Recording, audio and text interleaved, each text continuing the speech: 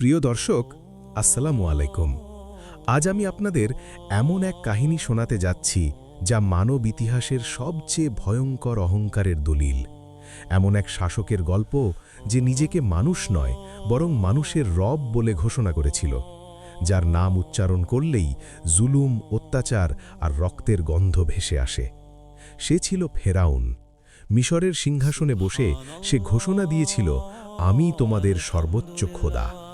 আর এই একটি বাক্যই প্রমাণ করে দিয়েছিল, ক্ষমতা যখন সীমা ছাড়িয়ে যায় তখন মানুষ নিজের স্রষ্টাকেও ভুলে যায়।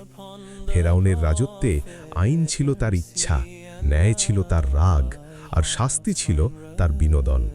সে মানুষকে আল্লাহর বান্দা হিসেবে দেখত না, সে দেখত নিজের দাস হিসেবে, যাদের জীবন মৃত্যু তার আঙুলের ইশারায় নির্ধারিত হতো। তার বিশাল প্রাসাদ, স্বর্ণখচিত সিংহাসন আর অসংখ্য সৈন্য দেখে মানুষ ভয়ে কাঁপত, কারণ কেউ জানত না কখন কার ঘরে সৈন্য ঢুকে পড়বে, কখন কার সন্তানকে টেনে নিয়ে যাবে। বিশেষ করে বনি ইসরাইল ছিল ফেরাউনের জুলুমের প্রধান শিকার। তারা ছিল দুর্বল, তারা ছিল নিরস্ত্র, আর ঠিক এই কারণেই ফেরাউন তাদের ওপর তার নিষ্ঠুরতা উজাড় করে দিত। তাদের দিয়ে করানো হতো কঠিন শ্রম, ইট টানানো হতো রোদে পুড়ে, রাত দিন কাজ করানো হতো কোনো বিশ্রাম ছাড়াই। আর তবুও তারা ছিল তার চোখে সবচেয়ে বিপজ্জনক জাতি, কারণ ফেরাউন জানত জুলুমের নিচে চাপা পড়া মানুষের দোয়া একদিন আকাশ কাঁপায়। তাই সে পরিকল্পিতভাবে তাদের শক্তি ভেঙে দিতে চেয়েছিল। সে আদেশ দিল, বনি ইসরাইলের ঘরে জন্ম নেওয়া প্রত্যেকটি পুত্র সন্তানকে হত্যা করতে হবে, যেন ভবিষ্যতে কেউ মাথা তুলে দাঁড়াতে না পারে। সেই দিন থেকে মিশরের অলিগলিতে কান্নার শব্দ থামেনি।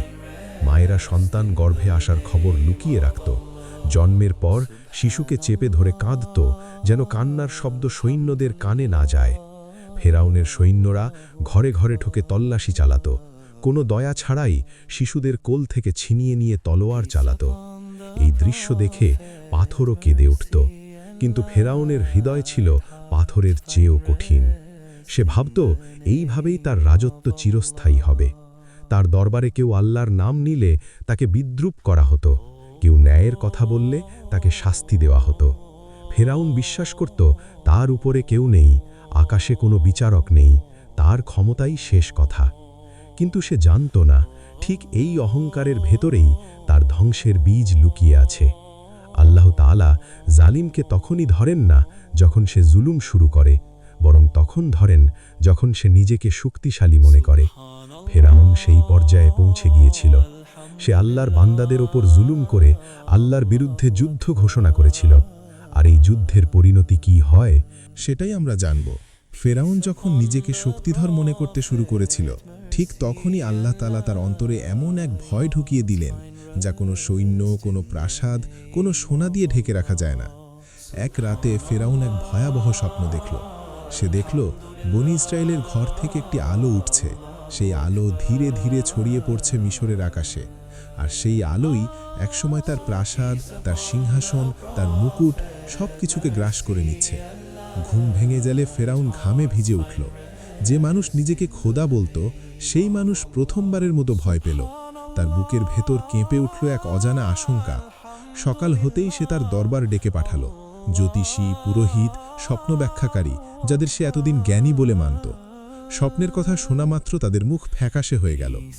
অনেক দ্বিধার পর তারা বলল, হে মহান ফেরাউন, এই স্বপ্নের অর্থ হল বনি ইসরায়েলের মধ্য থেকে এক পুত্র সন্তান জন্ম নেবে, যার হাতেই আপনার রাজত্ব ধ্বংস হবে।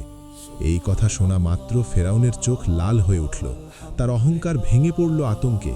সে বুঝে গেল তার সব শক্তি, সব অস্ত্র, সব সৈন্যও তাকে সেই ভবিষ্যৎ থেকে বাঁচাতে পারবে না, যদি আল্লাহ চাইলে।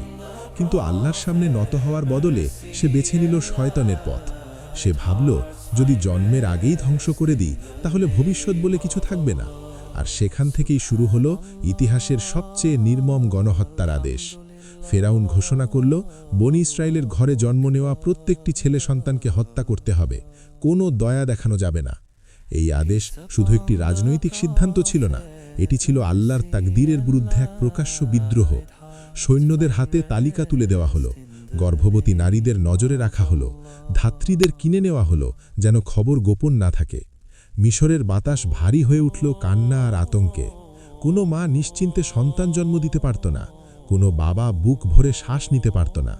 ফেরাউন ভাবত সে আল্লাহর পরিকল্পনাকে ঠেকিয়ে দিচ্ছে, কিন্তু সে জানত না আল্লাহ যখন কাউকে উঁচুতে তুলতে চান তখন শত্রুর ঘরই তার আশ্রয় বানিয়ে দেন। ফেরাউনের এই স্বপ্ন আর তার ব্যাখ্যাই আসলে ছিল তার ধ্বংসের ঘোষণা।